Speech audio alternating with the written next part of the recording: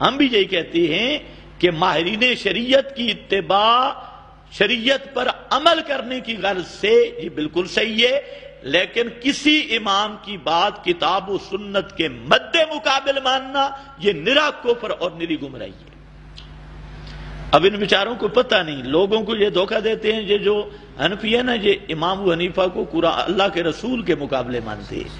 اور رسول کے مقابلہ میں تو کسی صحابی کو ماننے والا بھی کافر ہے، قرآن کے مقابلے میں تو بخاری کو ماننے والا بھی کافر ہے،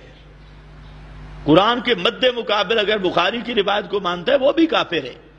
یہ ان کو غلط کسی نے پٹڑی پہ لگایا ہے۔ بات یہ ہے کہ رسول کے مقابلہ میں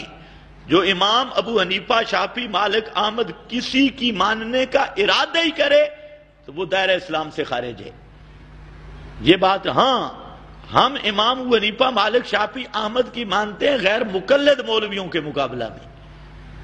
یہ جو غیر مقلدوں کے مولوی ہیں ان کے مقابلہ میں ہم کہتے ہیں کہ ان ائمہ نے اچھا سمجھا ہے قرآن حدیث، اور ان جاہلوں نے اس طرح نہیں سمجھا۔ تو یہ رسول کے مقابلے ابو حنیفہ کو نہیں مانتے،